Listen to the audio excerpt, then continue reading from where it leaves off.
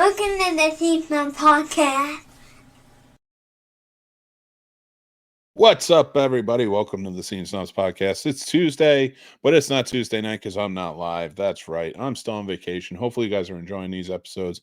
We still have new episodes of everything coming out more. Head over to the YouTube channel. Make sure you hit likes, follow, subscribe, the whole 9 yards. Make sure you hit that bell so you know when great shows like this and others are coming out as well.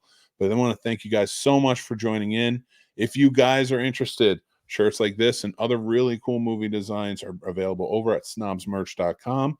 If you use snobs as a promo code snobs, you get 10% off of your order. All right, let's get started. I have a great guest tonight, and we're going to talk about things that maybe we don't like so much that go on in movies, but you know him well. He's one of my guest co-hosts often, but really at this point, let's just call him a co-host.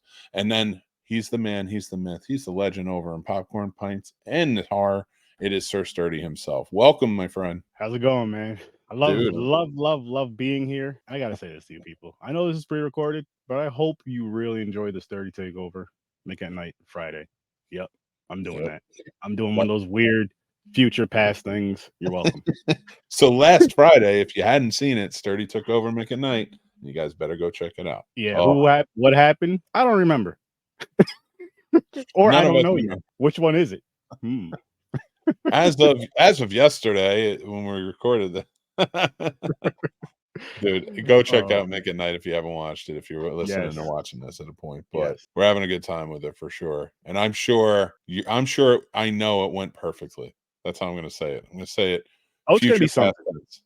It's going to be something. It was something, and it's going to be something. That's all I'm going to say, people. Just be there for the surprise. You know how I roll. Yes, just be there for it. Just be there for it. For the after the fact. For those of you who don't watch it live. I anxiously await to see what happens. I cannot wait. It's going to be amazing for sure. But this is the Scene Snobs Podcast. We're here every week. You can check us out. You can listen to us on any podcast platform. You can watch us over on our YouTube or listen to us there as well. Guys, I am so excited to have Sturdy here. Sturdy, I want to talk about some things, but we were having a really good conversation off camera where I was like, we got to stop this and we got to get into it.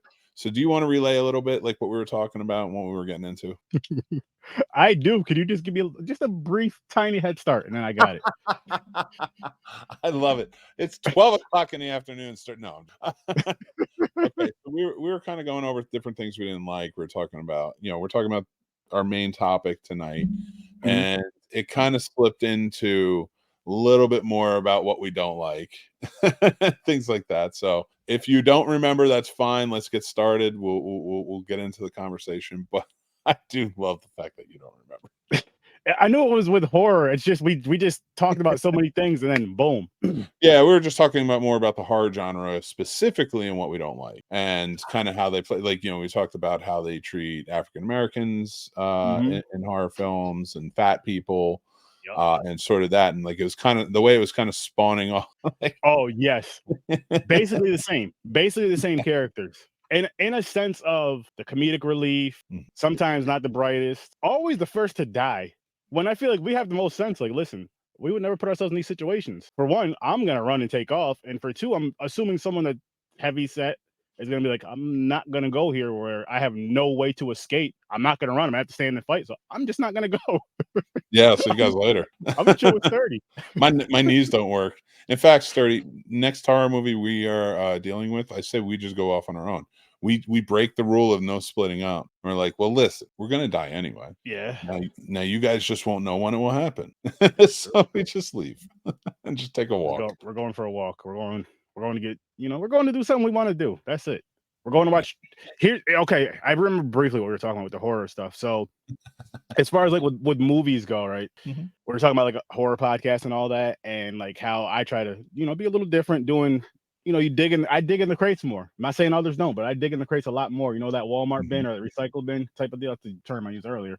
You dig in that crate and you're like, oh my gosh, this movie, I've never heard of it, never seen it, I've never even heard it being talked about. Yeah. That's the ones that I like to dig for and go for, not just the big names, just because you can find a lot of freaking gems with those films. A shit ton of those gems. Yeah. And they're overlooked. I feel like, they're overlooked as far as like, say, like you find a movie, right? Like I got this one right here, Axe Grinder 666. independent horror film. Literally just had it sitting right over here. And there's a lot of people that just because it's an indie film, just because it's not going to, you know, their movie theater, just because it's not Hollywood, they won't watch it. And that is something I think people are making a humongous mistake on. Humongous mistake. I haven't watched this movie yet. I'm going to watch this movie, and I'm going to reach out to these people and get them on my podcast. That's another story. But you miss a lot of fun films. Even if we're not the best, you miss a lot of fun films just because you're like, oh, I can't watch that. I can't watch that. It's just like you always have to have the name brand. Name brand ain't always the best. Name brand is not always the best, people, and that's something we got to kind of put into it and give these other movies an opportunity. Yeah, and you put it perfectly, and I think my take on it was a little more controversial, and I think my take on podcasting in general is a lot more controversial. It's almost like this is an industry, and I just don't think it's for everyone. I realize we live in a time right now where anyone and everyone can do it, and again, I'm not saying that they shouldn't. We just happen to live in that time. It's almost like when everybody wanted to go out west because there was new opportunity, because there was just an influx on the east, they all ushered out west, and what happened? It became oversaturated, and that's all that's happening in this industry.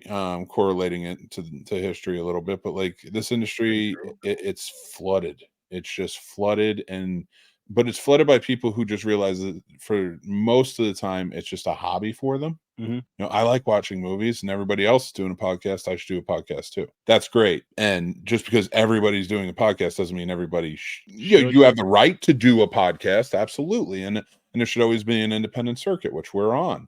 I know exactly what Mick's saying. But this is our business. Like this is business for me. I don't walk away from this and be like, this is the only thing I'm passionate about. No, I'm passionate about lots of things.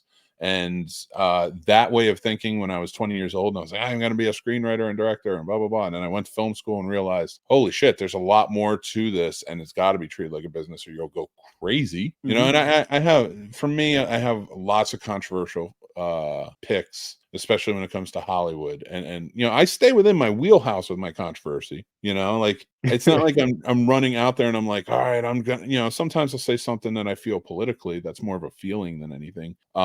But like my takes are mostly movie based. So like when I find that I'm offending people with my way of thinking, because I'm very open-minded about a lot of things. I'm not a staunch conservative or Republican, but I have friends who are. So rather than be a dickhead and be like, well, you're wrong and I hate you, I try to be open and be like, well, all right, why? And if I understand their reasoning why, and it's not for somebody or this, that, and the other thing. So like there's no real controversy there. I like talking to people, I like learning from people, and I don't want to hate people off the bat. But when it comes to movies, I have my views.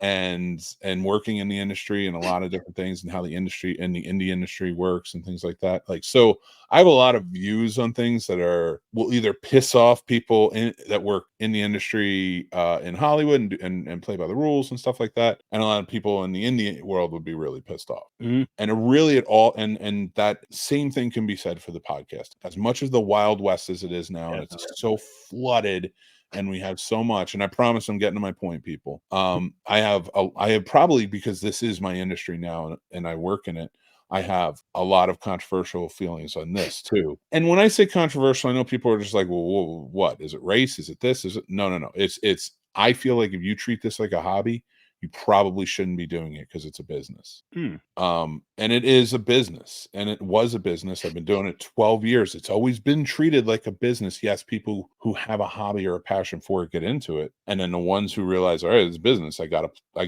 go along with it and how this works and what the ultimate thing is. But 2020 threw the shift, and that was that. And now we're kind of regulating again. I'm glad it happened, because there was bound to be a bubble, but I think that bubble's bursting now, and a lot of it's washing away. And the reason I keep bringing it back in, and I'm targeting it towards you, and this is ultimately like a very long compliment for you, that's the thing I love about your show. I love horror. I love ingesting horror. I talk about horror on my show, but I'm not a horror channel or guy. Like, in fact, you're my horror guy. You and Jason are my horror guys on the channel. So it's, as much as I love it and I want to talk about it, I want to be a part of it, I don't have that show. I don't have that, like, there's no set focus. You do.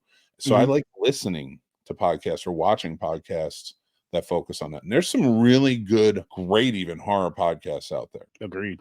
Amazing one. Those are the ones And I do believe that your show, Horror with Sir Sturdy, I'm saying it out loud, is one of those ones you should consider that. And I do feel a lot of people do. You have a good base that really care. And I watch your show. I actually, like, I don't watch religiously everything. I'll be honest. Like there are certain shows, even friends of ours, who like I can't watch it every week because I can't keep up with everything. It's And too do tough, man.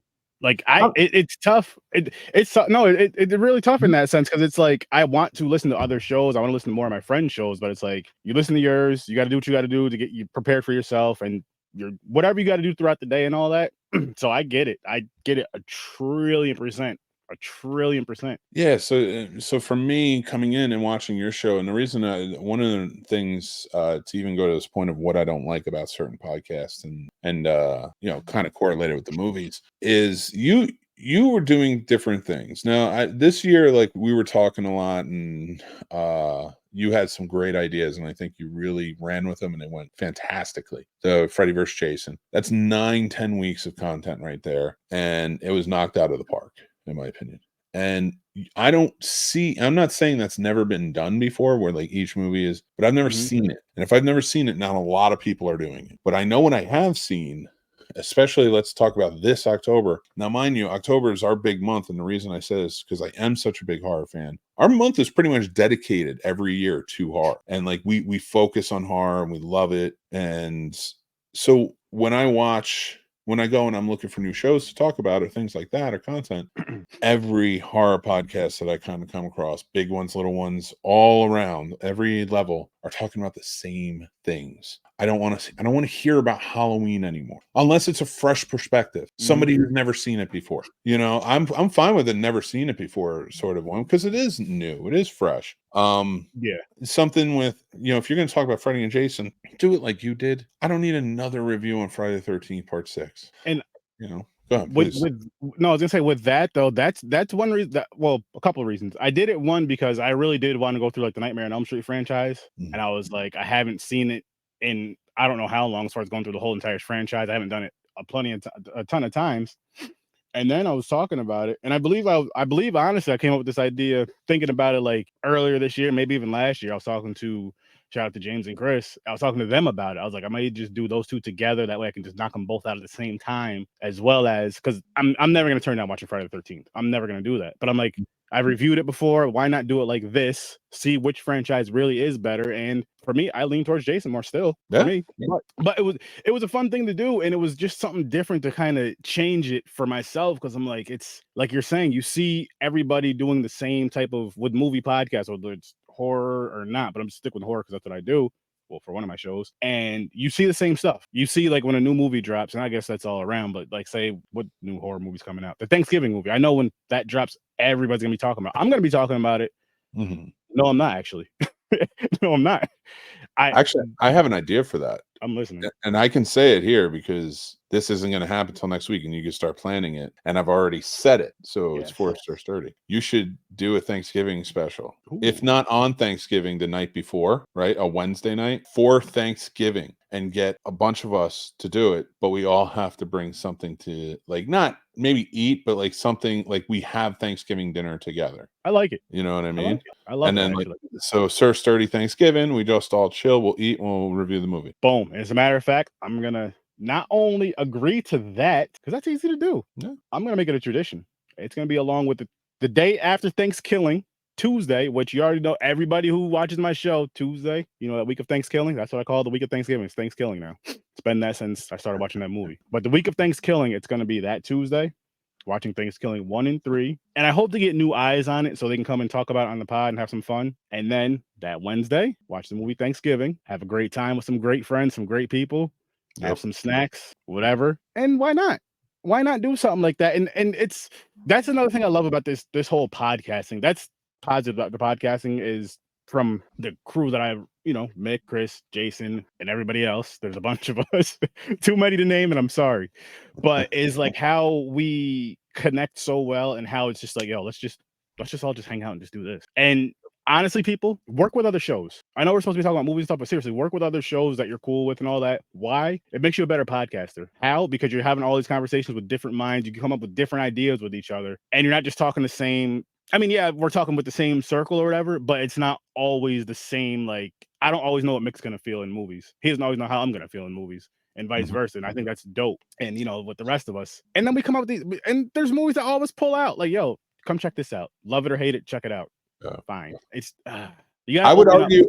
I would argue only one point in that though. Is like you were saying, it's like, it's always good because you at least get a different perspective. And yeah, that's great. But like sort of adding to that point I was talking about earlier about like too many people talking about the same things, is that we're Yeah. not getting new insights on anything. We're getting literally it's older podcasters or even like video content creators who Mhm. are horror based, who kind of revisit the well because that's a popular thing. Like, listen, don't get me wrong, you have to run a channel, right?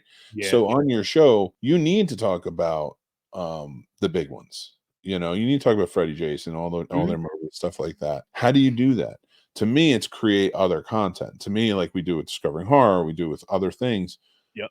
You create that other content. You take those movies that everyone wants to hear about and talk about, and as a content creator, say, okay, everyone talks about these goddamn movies. Mhm. Everyone talks about them so goddamn much, and there's new horror podcasters being woken up every day who are doing the same thing. And in reality, it's like I need to take what I should be doing is taking these characters and what can I create that's new for horror fans? We need to, like, as podcasters, and it's not just horror, but everything across the anything you create anything, we need to stop asking what's everyone else doing and how can I compete? Like, what do I need to create to Mhm. compete? And we need to start realizing, okay, even if you have one viewer religiously coming to your show every week, what does your viewer want? What does your audience want? Like everybody here, I try to encourage, like, message me or comment, whatever else. Tell me what you think. If you Mhm. don't like a movie, like, tell me what you want. Don't give me topics. Maybe don't give me movies to review, which is okay too. Throw them out. Like, I love that stuff too, but no, not everybody is. But what do you want? Like, what when you're listening to this show right now? I want to know, what do you want? And so I have Yeah. to start thinking like that. It can't even wait for the answer and then do it. I have to start thinking about it. Who's my audience? Who's watching? Generally, and like you have to put out feelers, like, okay, how many shows have I put out that didn't work and I had to take them away Yeah. or cancel them or whatever it is? And how many do I keep throwing out there? And no, I keep tweaking or keep doing these things. The problem with it is you have people who want to go out there and talk about the same shit because it's a hobby for them. And then when you're putting out content that works, it's like it's getting drowned out. Like our Mhm. Discovering Horror show. Like I think it was actually doing pretty good. So like and it sounds so boastful and I hate it. But what I'm saying is I was afraid that was going to get drowned out because everybody's talking about the top horror movies. But this wasn't. I had to trust my audience is Yeah. ultimately what I had to come back to. And I was worried it was going to get drowned out for a mass audience. Like, okay, maybe new horror fans will get into it. Maybe they won't. I don't know. But does my audience like it? And if Mhm. my audience likes it, there's going to be room to grow. And I think that's the problem with this industry. We want the Mr. Beast numbers. That's unattainable. We're never going to get them. And Yeah. even if we are, it ain't going to happen in the next year, 2, 3, 4, 5. So if you are in this right now, we're in our salad days. Like, we have to get through this, make it a real industry, make sure Mhm. that there is some sort of gatekeeping in place. That's like, okay, you can be an indie podcaster all you want. There is the freedom to do it. But if you want that next tier, you want to get in there and do this, you got to earn it. You got to put it through. I think that's where a lot of people get lost in it. Like, this is, again, our business. You've been doing this how many years? I've been doing this how many years? Mhm. And we And I get wouldn't down, even you know. I was gonna say I wouldn't even necessarily call that gatekeeping. It's just working hard and trying to evolve and be different from everybody else, to be seen, be heard, and just be the best you can be with that. And and this is why I was saying with working with other shows and stuff, like creating a community of other content creators because you understand each other more. Don't get me wrong, I can go to my wife and ask for ideas, but she doesn't get it like Mick does. I'm sure you can go to your wife and get ideas, but she may not get it like, say, Chris or Jason does as far as that goes. So when we bounce ideas off of each other, we always do this. Like, we may have ideas, right? Great ideas. And it's like, yo, Mick, this will probably work way better for you than my audience. And Yeah. vice versa. Mick's gave me tons of ideas and I'm just loving it. And that's why I'm saying do that, because it helps you evolve, it helps you not stay the same as everyone else, stay the same as far as, or just stay the same as what you're already doing. Stay the same as yourself. You kind of evolve, you're getting some more ideas. And it may be an idea you may have had buried in the back of your head, but you didn't have the confidence to bring it out. It's just like, okay, now this person's saying it. And not only do they watch my show, not only they're an awesome content creator, they come on my show and I'm doing this idea. And guess what? It freaking works. And now Yeah. it's flowing easy for me. Now it's flowing easier for me with certain things. So it's just one of those things where it's like you just go out there and do it. Yes, like I'm in the middle. Like, I understand podcasting can be a hobby for people. Cool. In the business, which I'm trying to grow towards that. more or less. I'm working on it. I'm working on it. So it is a business in my eyes as well as Mick's eyes. Mhm. And it's something that like that 2020 boom that you're talking about. It's so funny because like in 2020, I already had my show going for I think 3 years in 2020 because I'm going on actually this will be no You're 27 6 or 7, right? this will be 6 years. I'm going on 6 now. Going on 6 this January 1st. But and I just like I was just talking to Chris about this yesterday, Worst Name Gamer. Yesterday or the day before, I was like, yo, I was just smiling and laughing. He's like, what's up? I was like, I'm so proud of myself. And he was like, why? I was like, I've never said that about myself ever. I was like, because I was just looking at the very first episode of my podcast I did with my brother Henry, which the very first episode is called Zombie Boners, which my brother named it that. Go back and listen to it. I don't even remember why. But just going back from there to where my podcast was being uploaded onto YouTube via Podbean, it was just audio. Nothing wrong with that. If you do an audio podcast, there's nothing wrong with that. But hear me out. In 2020 is where I really went to the whole visuals and the whole live thing and haven't looked back since. And I'm glad I did. And it's just like that right there. I was just like, look, I see where, because I seen where they were going already. I mean, before then, people were doing visual podcasts and a lot of bigger name podcasts that I would watch anyway, that I was a fan of. And I wish I would have started my show earlier, years earlier, but besides the point. And I'm like, I know where this is going. So I have to, and I want to, because I love the visual stuff.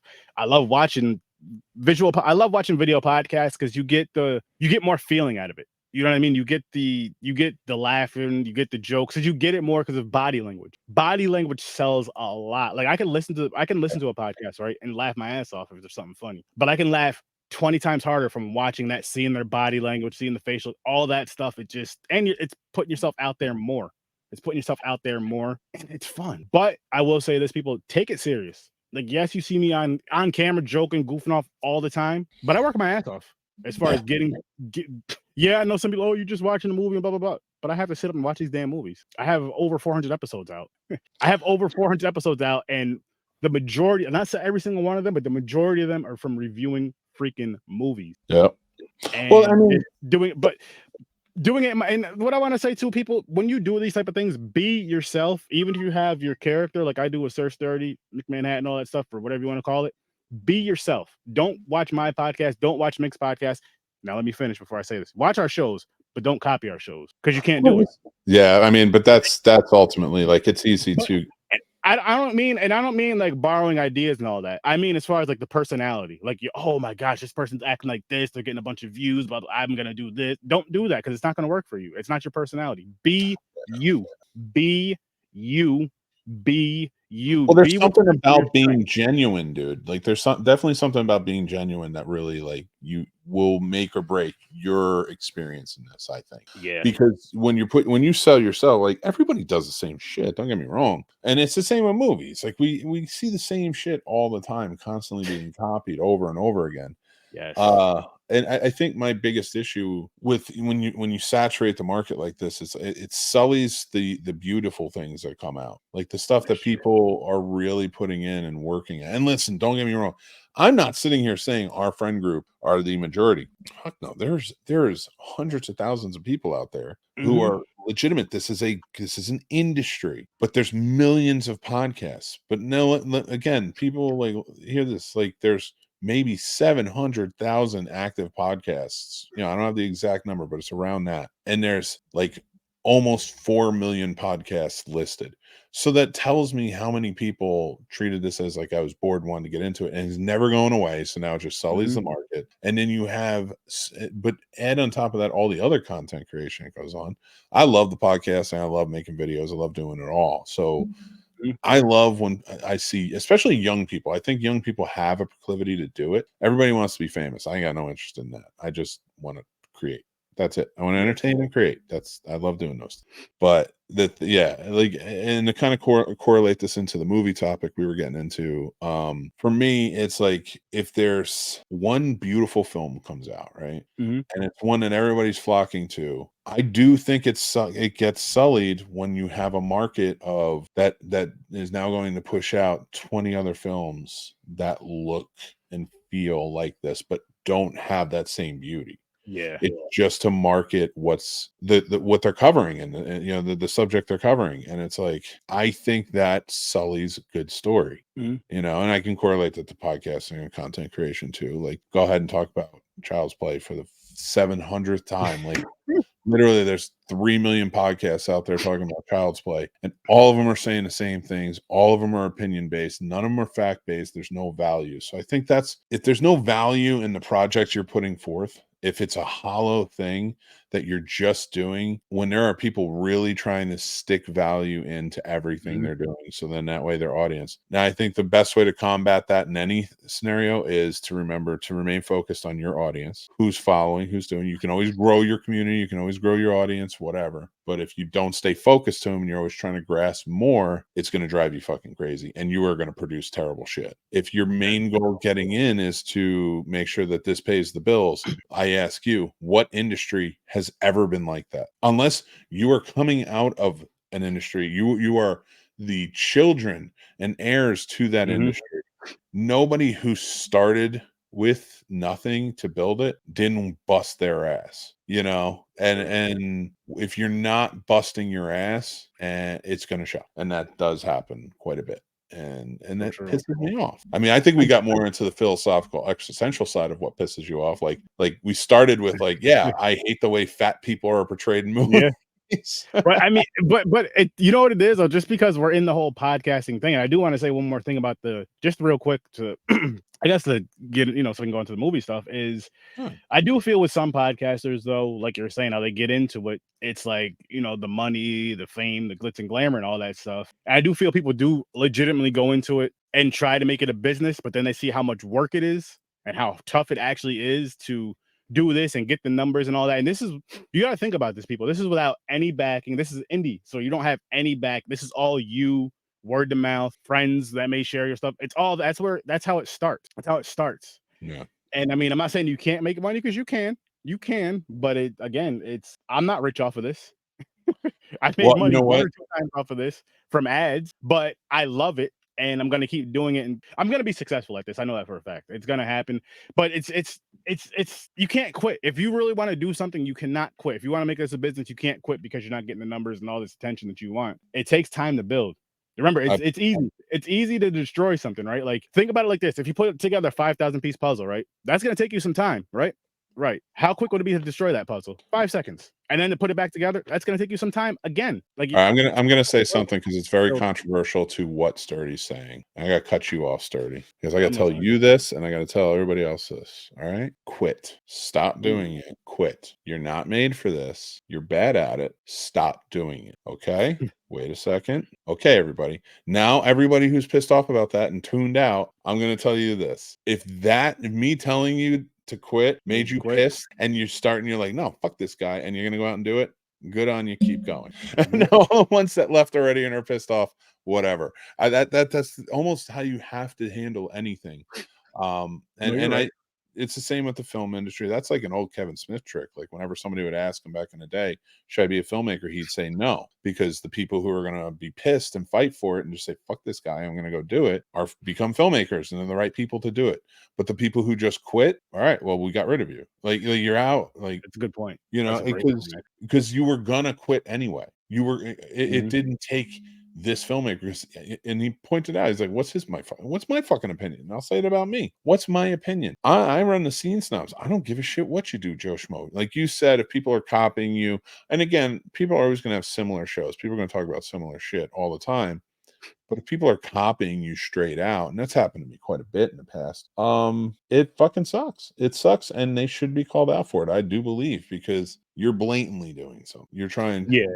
But now I realize, call them out. But at the same time, the only way you're gonna truly combat that in any way is just to be better. Just be a better version of everything. Like, get better, keep going, keep pushing. Anybody who copies you is incapable of that. And no, you're absolutely right about that with the whole people copied and all that. And it's like I understand. I understand people are just like, I don't agree with the whole copy and paste the whole damn show. I understand borrowing some ideas. I get that, because everybody does that. Borrowing some ideas, not copy, like, okay, let me see. This is what the Scene Snobs do. I got to do the exact same thing just tomorrow. Or, as a matter of fact, because they put it out, I'm going to do it the day before they do it. So it looks like I came up with it. But it's not going to be as good. It's not going to be as good. You do your own shit, and I say personalities because I've seen people try to copy personalities and it's just not them. It doesn't work. And then you fuck shit up, you drop your show or whatever. So I agree with Mick. If you think this is too tough, if you think you can't handle it, quit.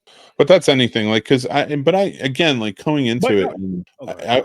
I would like to ask you too. Mhm. Well, first, let me get to one point. Like, again, the controversial side of it, like, even with the filmmaking, like, I have a lot of controversial feelings toward, and again, people might be going, is that really controversial? It is in the industry. People will get annoyed by it, but you were talking about indie, right? Mhm. We all have patrons. We all have this. Crowdfunding is perfectly fine for me. But I do think crowdfunding is a hard crutch when it comes to indie filmmakers because you're losing out on a valuable piece of knowledge that could be, if you can master it, it would be monumental for your career in the film Mhm. industry. And that is the pitch. And that is pitching people to try and get money, try and get jobs, try and get this, that, try, Yeah. if you don't know how to pitch, and there are not a lot of people who know that art form, a pitch is an art form. And if you can sell it and you can do it, like, and it really takes a lot of passion to do it. It takes a lot of charm, takes a lot of, and but it's something you got to do if you want to work in the industry. If you want to be an actor who's going to be remembered at a casting, you need to be charming as fuck when you walk in that Yeah. room. I understand nervous. I get it. I've been on there. I've been in front of those cameras. I've talked to those directors. And I've been on the other side of it too. So it's crazy. And when you get out there, you have to be able to do it though. And I feel like with these crowdfunders, yeah, it's very easy to post online, but you're losing the pitch. Now, not everybody. I've seen a lot of really good pitch artists or filmmakers who could make really good pitch artists pitching for their crowdfunders, and they're out there and they're doing it and they get other money and stuff too. But seriously, like, if you're just going to keep asking the same people, it's tapping the same well. How many times are you going to ask all your friends on Facebook for money? Yeah. And if it's movie number 5 and literally it's everybody from Facebook giving you money and it's going down each time, you're gonna fail. You're gonna fail at this. You got to get the pitch. You got to go sell people who have money and be like, I'm making a movie.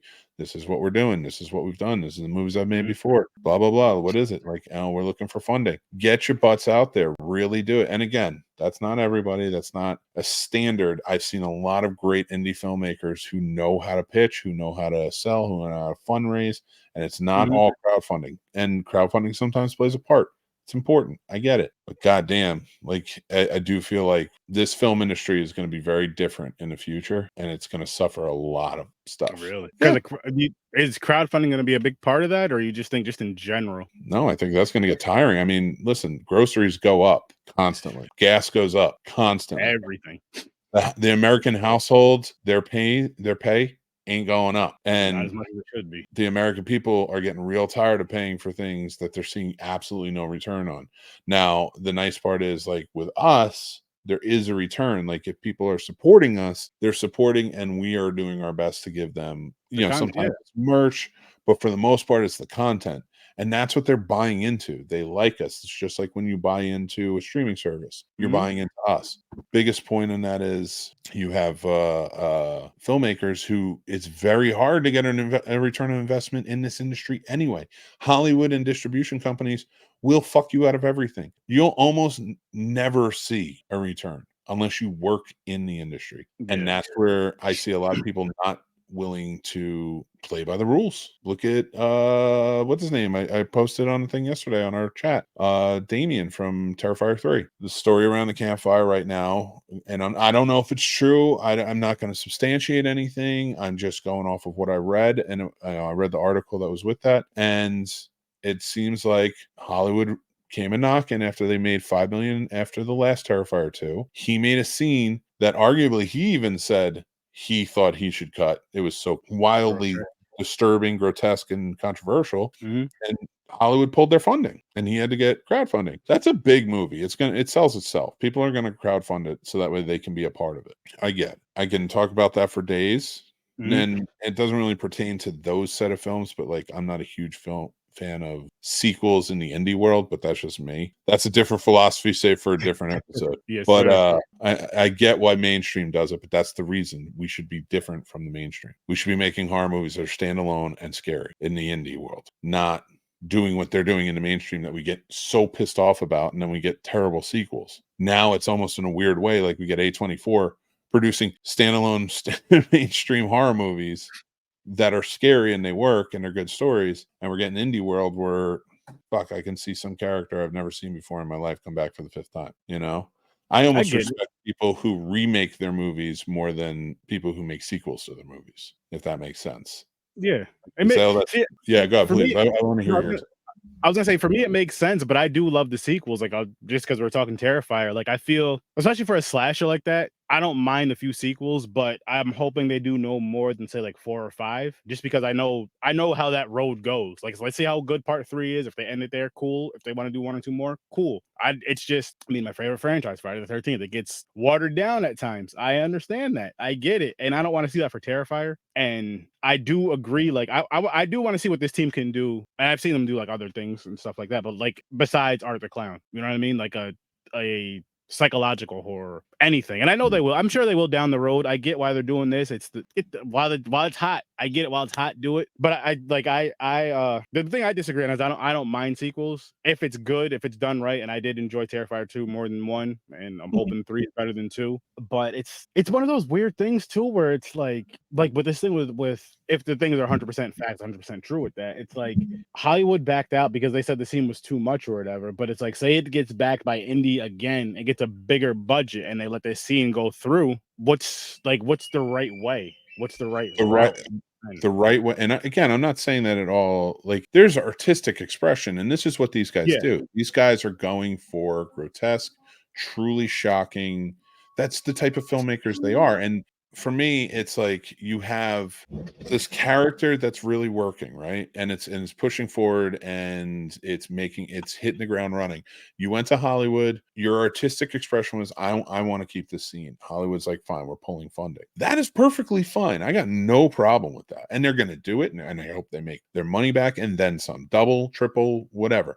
I hope they make a ton of money because they built a character that's popular. It's popular in the horror genre. And I don't want to, and if it's a good movie, regardless of how shocking it is, because that's the one thing, I don't like the shocking stuff. I especially don't like all the brutality. And that's just my personal feeling. I'm not saying it shouldn't exist. I'm just saying I don't personally like it in horror movies. But I will say, when it comes to Terrifier, they were good stories, and I really appreciated that. I was like, this isn't just a bunch of guys who are getting together and saying, how fucking shocking can we be? Mm-hmm.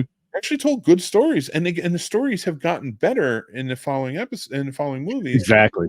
And they're putting it to it. So like, that's why I have a lot of respect for him. What really bums me out from the filmmaking side, having worked in both sides of it, working in the industry and for the studios and such, and working independent, is that Damien says he's really interested in possibly directing, or he would like to direct a Friday the 13th movie. Mm-hmm. I think that's a perfect fit. I think if you're going to breathe new life into Friday the 13th, this guy is great. He tells great stories.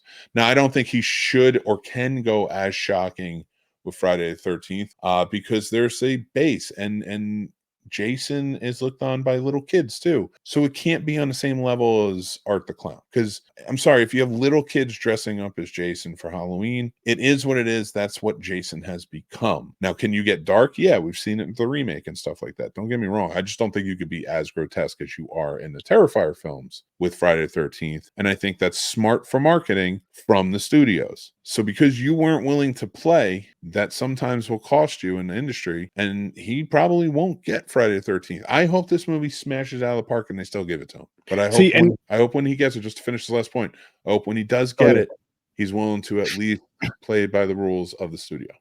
And my feeling with that, though, is my opinion on this. I don't know, again, if this is 100% true. I feel maybe it's like, with Friday the 13th, he'd probably play by the rules because it's not his story, but this is his story, his baby. It's like, I don't know, but it could be one of those things where it's like, I'm not gonna let you guys handcuff me for something that I created. Not only did I create from All Hallows Eve and then made the Terrifier film and then Terrifier 2 with the crowdfunding and all, with both films with the crowdfunding and all that, and made so much, got into theaters, did so freaking much amazing things for an independent movie. And now Hollywood's like, oh my God, these guys are great. Let's go back them. And then, it's like, we'll back them. And again, this is just off of a rumor. Don't know. This is not facts by either one of us. Don't come at us. Well, you can come at me. I don't care. But it's like, okay, Let's bring them in. Okay, great. You guys did so great. You guys did amazing with what you did. All this attention.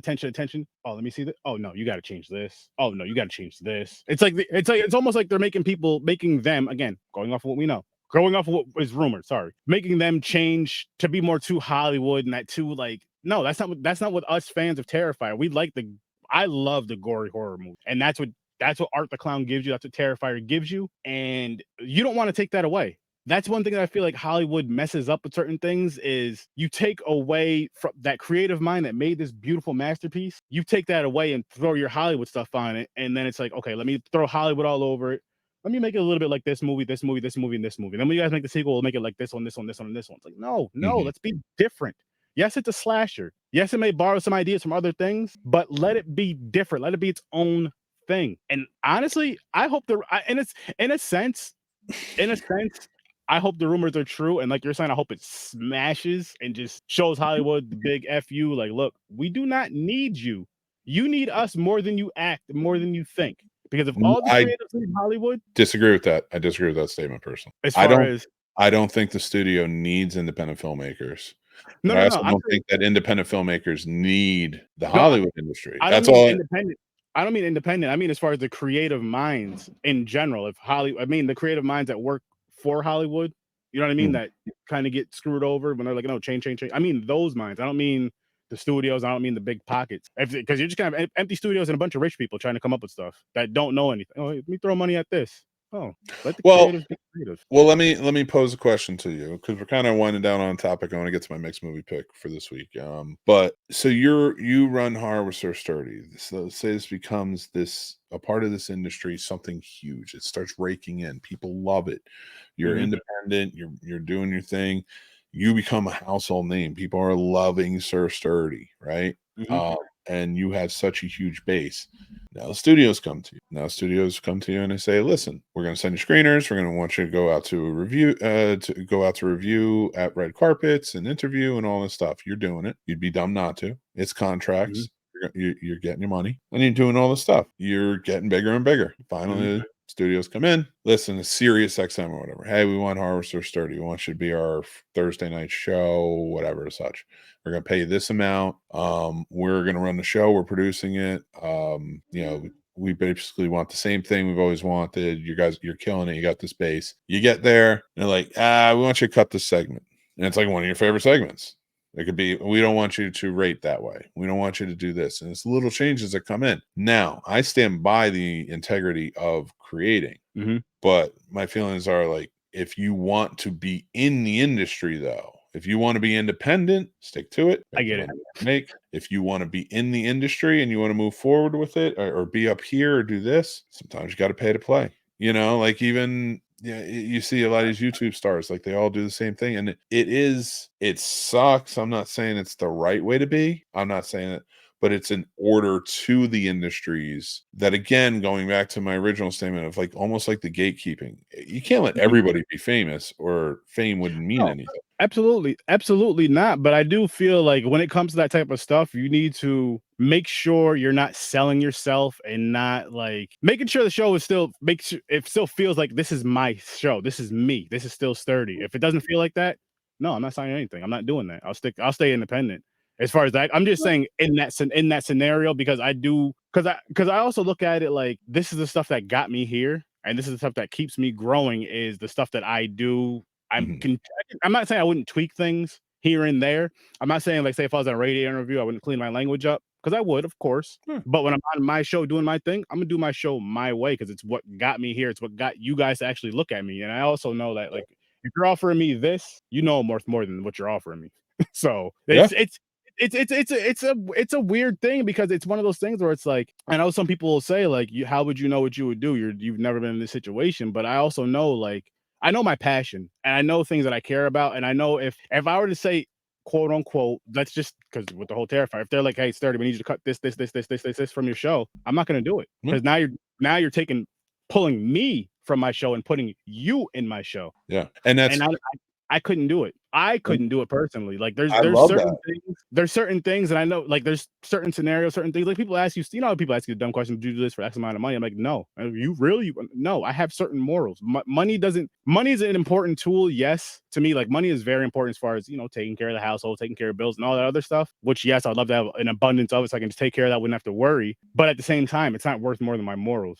And I love that, and I agree, and I feel like I'm the same way, with mine and what I'm creating, and I don't even mind the people who are just like, yeah, fuck it, I'll make the changes, Oh, whatever, I don't fine, mind that either. and It, or make it linked with a producer or something who has mhm, different take, and that's sort of my point. Kind of finish out this topic is and I love to hear your take on it too, but is to each their own. That's fine. My only feelings are if you decide on that moral integrity, and sticking with it, and this is my show, and this is what I'm going to do. mhm, Then when you don't get the dream project down the line, or somebody who is maybe less of a caliber but did take that road, and now they're doing bigger, mhm. that's when we need to like kind of shut our mouths. It's like you pay to play. And that's where Yeah. I see a lot of people, especially in the film industry. It's like it's easy to bitch at how everyone's doing this thing when you're not willing to take the step to go that way. And if you Mhm. don't want to take the step to go that way and you want to stick down this path, then you gotta let that go. Agreed. You're not in that industry now. So that's not your industry to compete with. You're not in it. You chose this path. Mhm, This path harder. This path has the moral integrity. This path is going to take longer to get anywhere. But if that's the path you chose, then fine. mhm. And you can always come up with feelings down the line, but you got to stop with the competition. I'm not competing with Mr. Beast because I'm not on that level. Mm-mm. You know what I mean? I'm So I have no feelings towards that. My only feelings are I chose this path. This is where I'm going. I know what I'm going for. And that's what I feel like we're missing in a lot of these industries is the ego. Is there's too much ego in it. Yeah, there really is. And I mean, going back to just us sharing, bouncing off ideas and using each other's ideas and all that other stuff shows you right there where our ego stands. Like, oh no, I can't do this because rah, rah, rah, rah. Like you could easily, here's a great example. You could easily, like say you're the industry, you have the bigger numbers right now, right? And I'm the independent. You could easily just, no, I'm not working with these guys. They only have this, they only have, but you don't, which is a great thing. And that right there, like the whole ego thing that people say, the whole male ego. Not saying No. we don't have egos, but there's a time and a place and all that. Everybody should have some sort of an ego. You should all be, you know what I mean? But not that toxic kind of ego. You guys know what I mean? Men, women, everybody should have an ego. The only Too thing many I like what you're saying. The only thing I would change it to is I don't think we need ego, confident. but I do think we definitely need confidence, but I think we need more arrogance. And it's There got to you be a go. controlled arrogance. Yeah. Like, yeah, I know what I'm doing. It's Tuesday night. I'm the scene snob. I'm gonna make you smile. I'm gonna make you laugh. We're gonna talk. We're gonna have a good time. And I know I can do that. Like that type of arrogance, like because I know Hmm. what I'm capable of. And it is a confident type of arrogance. But I'm not going to be in your face and be like, but I'm better than you and I'm better than you. And then because then you're putting the ego in it. And it's like that's just too much. Oh, that I agree with. But I will say you can't be me better than I can be me. You can't do my show better than I can do my show. And if that's ego, then that's ego to an extent. But that's what I mean by that. I But think that's an arrogance. I think oh, that's a well, form of arrogance. I'm saying like okay. because I don't think you're saying I'm better than everyone I'm not better than anybody. or I'm Nobody's the better than only anybody in this one. world. But that's what I mean. Like, so then it would be more egotistical to say I'm better than everyone. It would even be arrogant to say that, but your level of I get arrogance is I'm the best at being me, and I know what I can bring to the table. yeah, So it's like a yes. confident arrogance that I really like. And that's what I think everybody should strive for, and it helps, in everything in life. I'm not just talking about that, I'm talking Mhm. about everything in life. Have that sort of confident arrogance in yourself to be able to be like, yeah, I'm gonna go in there, I'm gonna fucking kill it because I know what I'm doing. Exactly. You really should. You really need that arrogance, that confidence in, like you're saying, in anything in life, a job interview, anything. Because if not, you're not going to be successful at anything because you're going to be too scared to do anything. Yeah, Go legit. out there and get it. Go out there and get it. And listen, if you want to be a content creator and you want to make it a business, do it. Take it serious. Bust your ass at it. It's going to be a lot. It's going to be long. And if you have to work a 9 to 5 too, figure it out. I do it. Seriously, figure it out. It's tough, but I fucking love this stuff. I really, really love like this. Besides like people that are personally close to me, family and friends, this is like my happy place. Besides the stuff that you guys know off the scenes with Mhm. this makes me happy. This brings me joy. And I want this joy to be my, you know what I mean? For lack of a better term, my 9 to 5, whatever you want to call it, but to the point to where not to be even rich and famous. Like I would be happy enough if, I can me and my wife can leave our jobs, and this was what was paying the bills, and then some, of course. Again, I don't have to be rich and famous, but just because I have so much passion in it. I know she has other passions and things. Like that's my goal with this. I don't have to be the richest. I don't have to be, because You want freedom. it's Ultimately, exactly. you just want freedom. You want freedom to be able to do Exactly. stuff and I get it. Exactly. Hit up these cons, do dope stuff with Mick, all that fun stuff. All that fun stuff. And working on it. Working on it, people. But I want to say this is where I'm gonna kind of end things here. We're gonna go on. I'm gonna do my mixed movie pick, but I want to thank you, Horrors Are Sturdy. We talked a lot about where our show is. The links are down below. Make sure you go check it out. Make sure you go check out Popcorn and Pints. Always a fun time. Thank you so much, Sturdy, for coming on. You're awesome, man. I truly appreciate you. Anytime, man. I love this. Greatly appreciate you too. And I do want to say this to you people. Listen to this. You need to start paying more attention to the Scene Snobs, Horrors Are Sturdy, Popcorn and Pints, Three Geeks, and Worst Damn Gamer. Because we've been talking behind the scenes about some stuff. That's all I'm gonna say. We got some stuff coming. We got some stuff coming. Definitely. And we're always looking to expand with other great shows and stuff like that as well. So keep that in mind. One last thing. Like I've told you guys before, I'm going to be with a team, and it's these guys, stronger than the Avengers. Not physically though. My knees don't work as much anymore. Chris can be the Hulk. I'll let him be the Hulk. I'll take it. I'm gonna be, I don't know, I'm gonna be Black Widow. I'm just gonna chill out. All the time. I know. I'm gonna Nick Fury. I'm just gonna be in charge.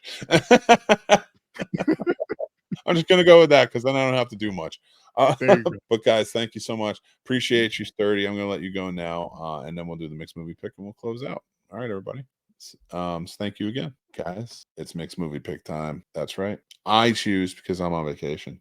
I went with it. And I'm going with something a little bit more controversial and different because we've talked about controversy this whole episode. I'm going to go with the TV show. That's right. I'm going with the brand new 2023, just came out last month, Fall of the House of Usher. It's done by Mike Flanagan. It was for Netflix, one of his last projects on Netflix. It's a series. It's about 7 episodes. And honestly, it's one of the best shows I've ever seen. It is a great adaptation of so much Edgar Allan Poe, not just The Fall of the House of Usher, but everything. And it is a great story all the way throughout. Bruce Greenwood, Carla Gugino, everyone is truly fantastic in this movie. He has a whole stable of characters, of actors that come in and play great characters in all of his stuff. So go check this out if you haven't. Fall of the House of Usher. It plays like one long giant movie. That's why I think that I'm expanding a little bit more. Plus, I'm binging right now because I'm on vacation. But go check them out. Thank you guys so much for joining in. I'm Mick Manhattan from The Scene Snobs. This is the Scene Snobs podcast. You can check out this and other great shows all over any podcast platform, but especially over here on our YouTube channel. We call it the Scene Snobs channel. Make sure to hit like, make sure to hit subscribe, because we are going to be having more great shows come out. This is episode 302. Thank you guys again. If you guys are interested, go check out our sponsor of this video, StubHub. Our affiliate link is down below. They are great. We got our Taylor Swift tickets on there when we went this year. We got other tickets on there. We go to games, concerts, all this stuff all the time in the area. Never had an issue with StubHub. I'm thinking about getting tickets for Green Day coming up in Nationals Park. I can't wait, and I'm going to go to StubHub. Go down in the affiliate link below. Thanks again, guys. Thank you for hitting like, subscribe. Thank you for buying the merch. Thank you for doing everything and all of that jazz. You guys are amazing. I love you, Snobs Nation. Thank you, thank you, thank you. Remember to be kind, stay classy, and take care of yourselves because it's important.